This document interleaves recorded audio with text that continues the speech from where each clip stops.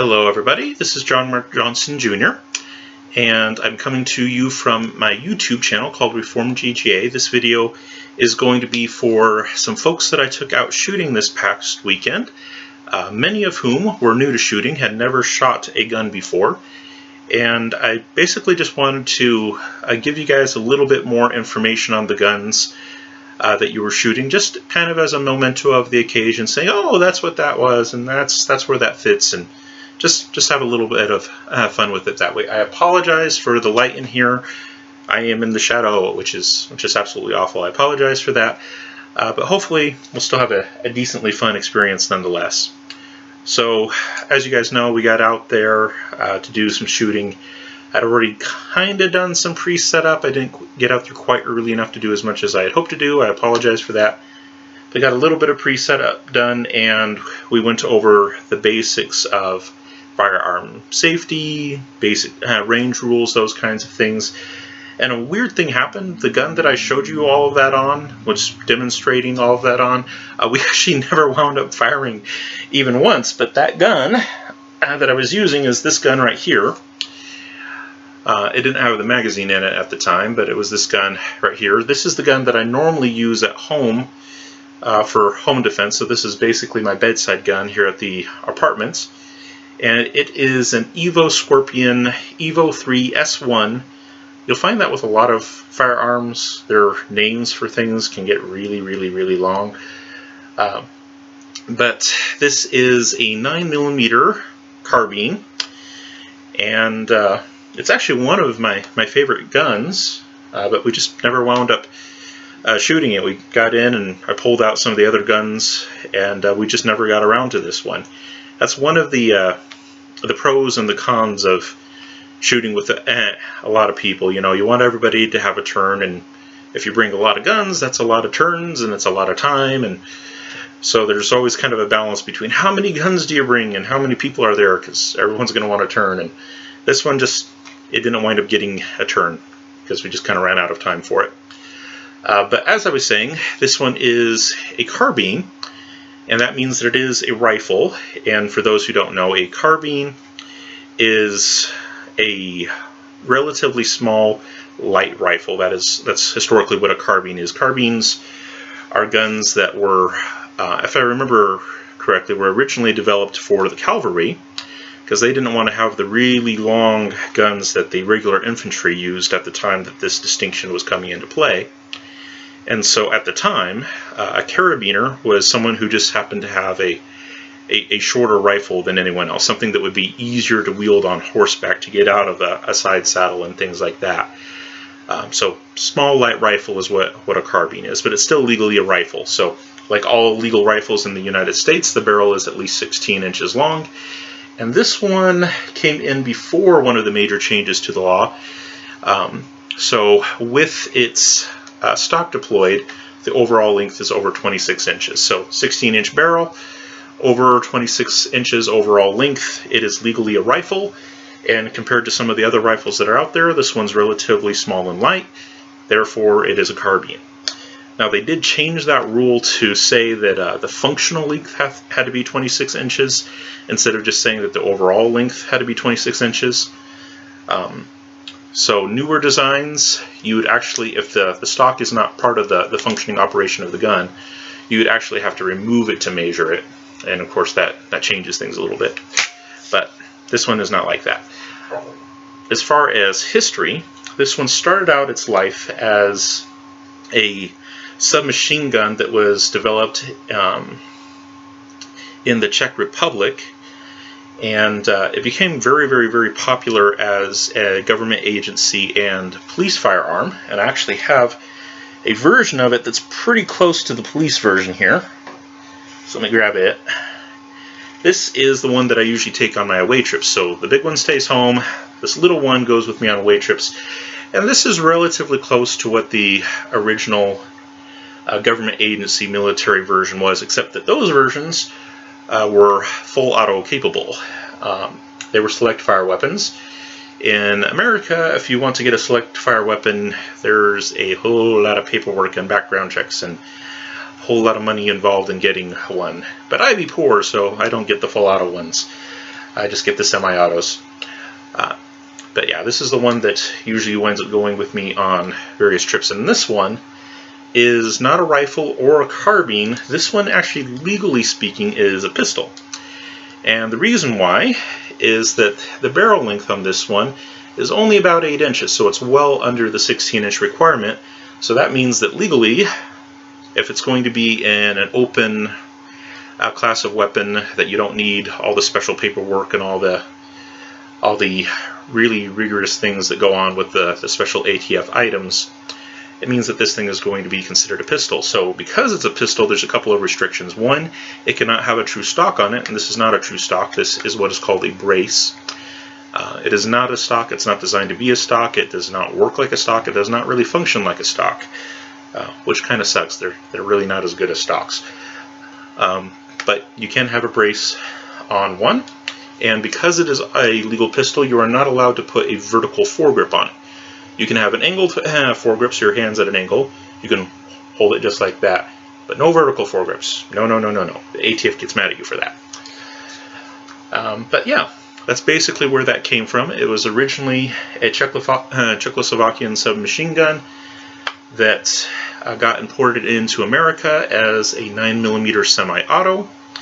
And the advantage of it, aside from being fun to shoot, which most guns for me are, it is something that is relatively light, but at the same time still very easy to use. Anytime you have some kind of a third point of contact, whether it be a stock or a brace or whatever, the gun's just going to be easier to get good shots at close distance with, and so it's fairly practical in that regard. It's not super powerful, but it is light and within its operational range of about 50 yards.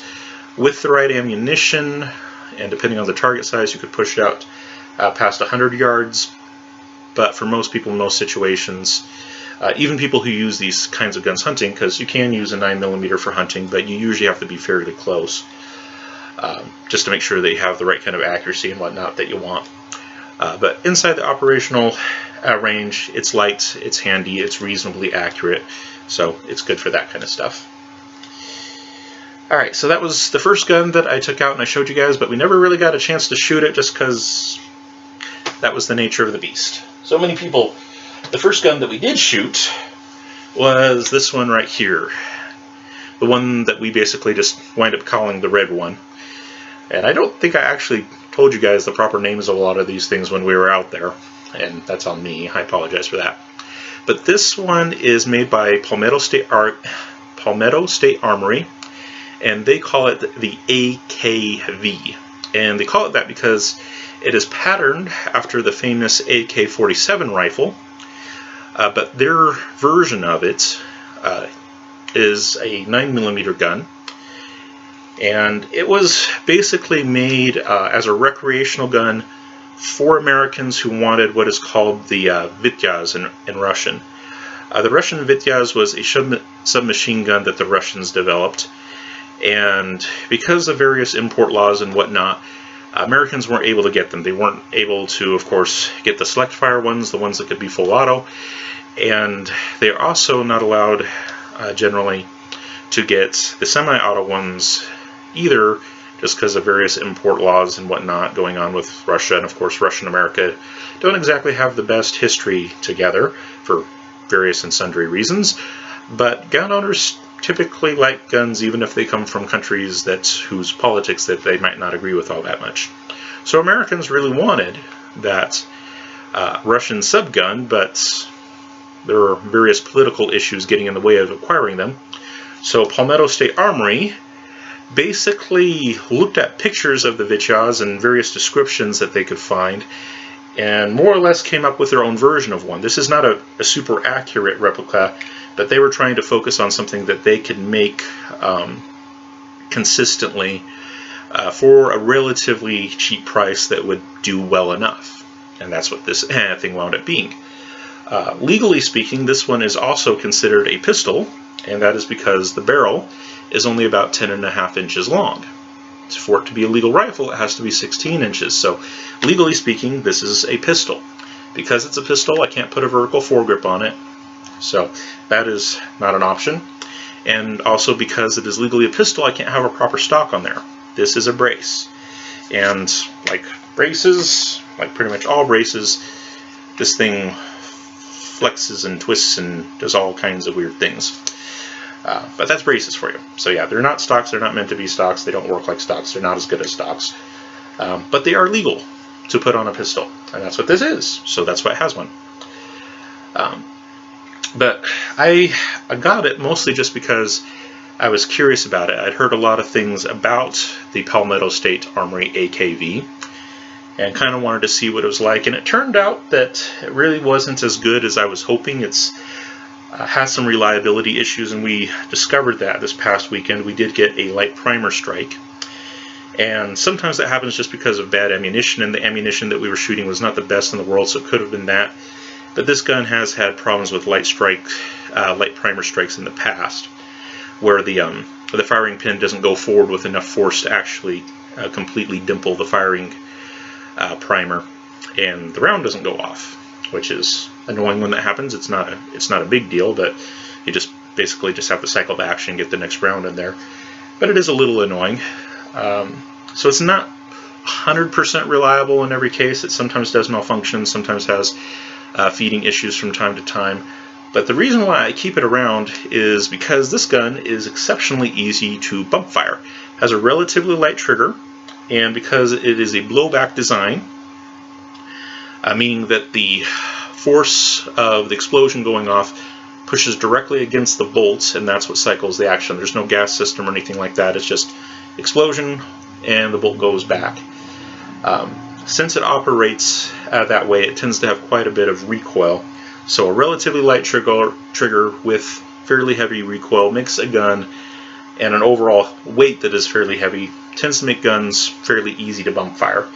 And one of the young ladies that we were shooting with kind of discovered how to bump fire it on accident, which was a little bit amusing. There was it was either the first or second time that she did it. She looked over at me and she asked, was that more than one round? And I'm sitting there going, yeah, that was. You fired more than one round at a time.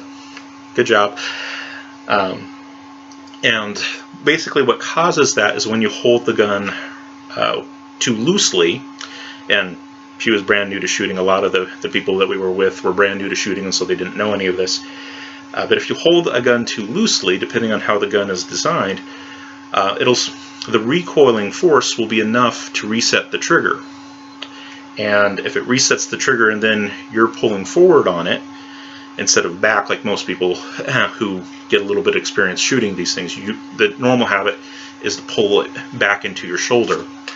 But if you're new to shooting and you don't know all that, sometimes you hold it a little too loosely and you pull forward instead of pulling back, and you can get it to bump fire.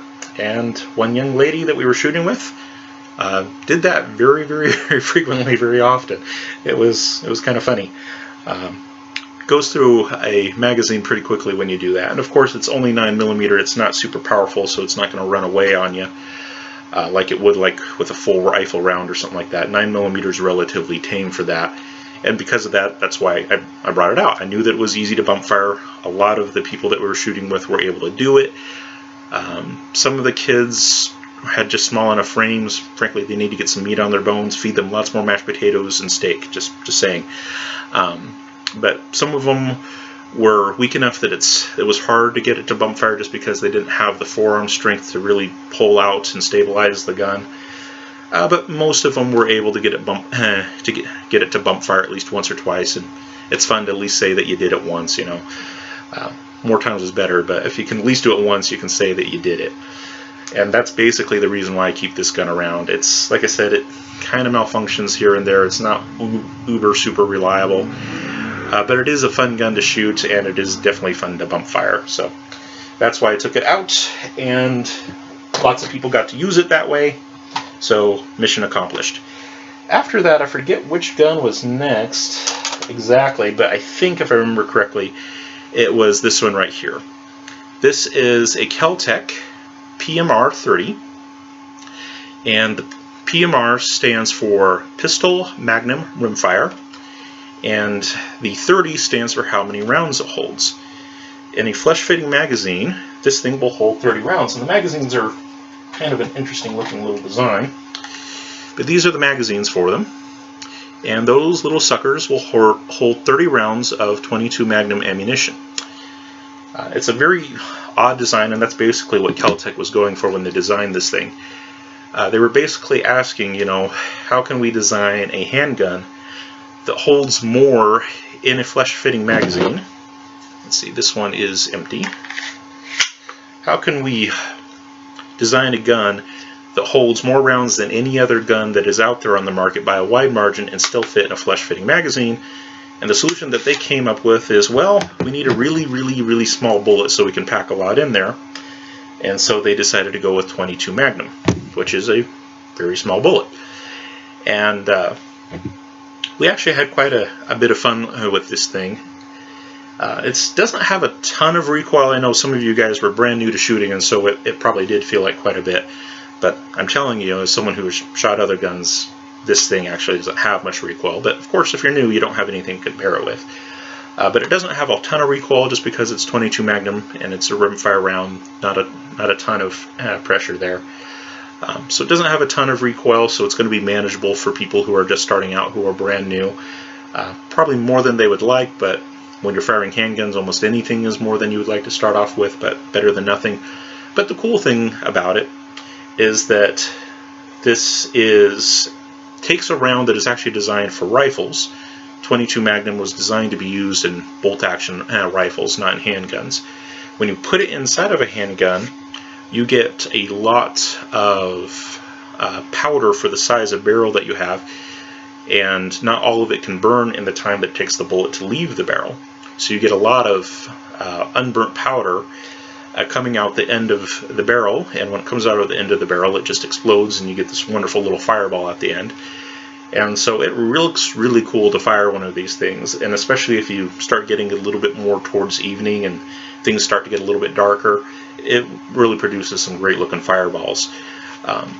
This gun will malfunction from time to time. It's typical with a lot of rimfire semi-autos. They don't work 100%, but this one will usually fire at least 99 times out of 100. And out there, what was that, on Saturday? We definitely put well more than that through it, and I think it only hiccuped on us once or twice. I think there were some operational issues just because we had new shooters, but as far as the gun actually not doing what it was supposed to do, I think there was only one time. And we had at least 6 different shooters who shot this thing. And it's 30 round magazines, so you do the math. One malfunction that was actually the gun in that case and not a user-caused issue. That's pretty great. We did have the assembly pin walk out on us. That was a little interesting. But I don't keep this gun around because I consider it to be super reliable or anything like that. I keep it around because the recoil is manageable, but still enough to be useful for training on other calibers. It has pretty good long-range accuracy just because it has a relatively flat shooting projectile, so once you figure out where it's hitting, you can usually do a pretty good job at range. And good recreational gun. Like I said, not 100% reliable, so I wouldn't necessarily trust my life to it, but for recreational purposes, it's a great little thing. And this is an aside, but what I do actually use for self-protection is this little thing right here. This is a CZ P10C, and I have a red dot mounted on it that worked a lot like the red dots that we had on the guns out there that we were shooting over the weekend.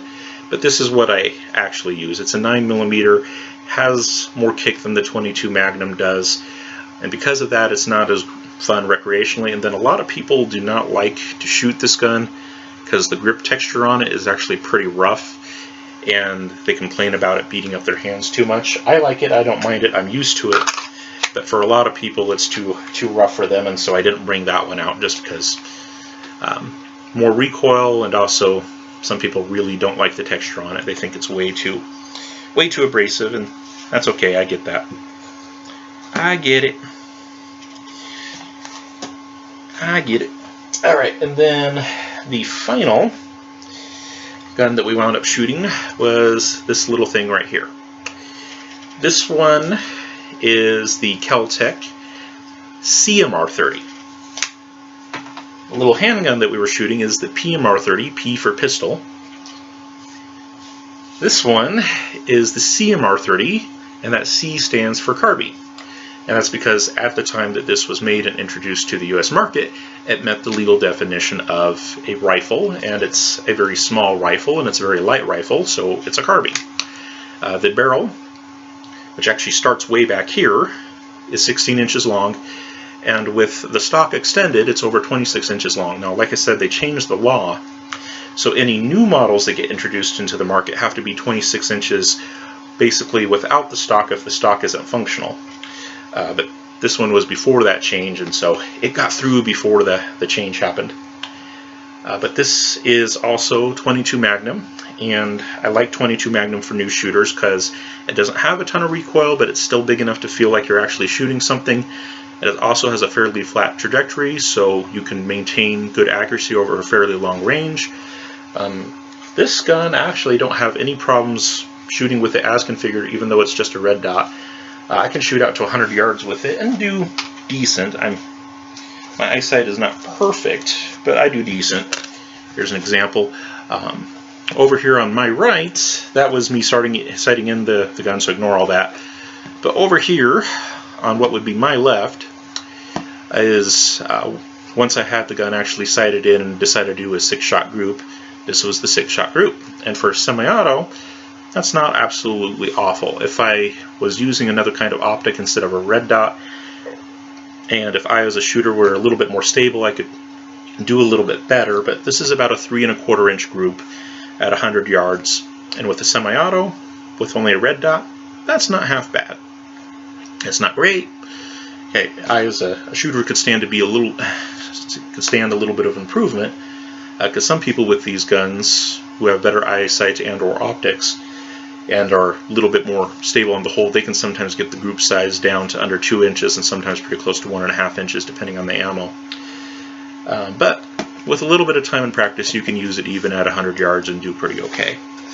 And that again is one of the reasons why I like bringing this thing out, is because if people want to practice long range shots, you can do it with this gun without a whole lot of recoil and also without a lot of expense. 22 Magnum rimfire is not the cheapest ammo that is out there, but it's still pretty cheap. Like I said, you can get out to 100 yards with it pretty easily. So it works. It's a great recreational gun. Originally, Kel-Tec designed this basically to be a backpacking gun, a gun that you could throw in your backpack, and the idea was that if you were out hiking or hunting or anything that was out in the woods, and for some reason you got stranded out there, your mode of transportation stopped working, or you say there was a landslide in the night that kept you from getting across a ravine to get to your vehicle or whatever, and you had to pack out, and you're looking at a multiple day trip out of wherever you are, one of the things that becomes a bit of an issue is, of course, food. And if you could be in a situation where you didn't pack a lot of food to begin with, or if you did have enough food, the question is, how are you going to pack it out so that you can eat along the way? Well, the idea behind a gun like this is that packing a really small light gun like this is easier than packing around a bunch of extra food, and you can just hunt for small game on the way. So rabbits and squirrels and the odd chipmunk, or depending on the environment you're in, maybe a rock chuck or something like that. Basically a small varmint type critter. Be able to get food on the way, and that way you don't have to worry about packing a lot of food to begin with, and don't have to worry about carrying a lot of food to begin with. That's basically what it was originally designed for. It does malfunction from time to time, and like I said, that's kind of a theme with rimfire guns. They tend to malfunction from time to time, and this one has feeding issues. And some of the feeding issues that it has are just really weird. There was one of them that we had where I had to actually take my knife and pull out a spent case. That will happen from time to time, and because of that, you don't want to really use this gun in a hunting situation where the thing that you're hunting could hunt you, just because it's not all that reliable. In terms of power, it's not great either. 22 Magnum is about, out of a rifle, is about the same as a 9mm is out of a 3-inch handgun, 3-inch barreled handgun, that is. So not overly powerful, but it could be used on larger game if it was more reliable, but it's not super reliable, so it winds up being more of a varmint gun. Or in my case, it's just a fun plinking gun. It's not overly expensive to shoot. It's relatively light, so just about anyone can hold it. It shoots relatively flat and accurately. It's once you figure out how the sighting system works, and sometimes picking up the red dot for new people is a little bit difficult, but once you do that, you can get used to it pretty easily and have a whole lot of fun with it. And as far as hits were concerned, because we had some little borrowed targets out there and we had some actual paste up targets as well, and most of the hits that were scored with this thing. It's just small, light, handy, easy to use, and there's not a lot of people out there that can't get hits out of this once they figure the sighting system out at least. Like I said, it's not 100% reliable. You're going to have malfunctions here and there, but it's usually fun enough and it'll run consistently enough that you can get off a pretty good string of fire with it. Makes it a very good recreational gun, and like I said, very controllable for just about any size of person. Just really not a lot of issues that way. It is a very practical gun to have for recreational purposes. And if you were to use it hunting, like I said, a varmint gun is about as much as I would trust it with. You know, some people say that you could take it like mountain lion hunting and stuff like that. I would not trust it, like I said, with anything that could hunt me.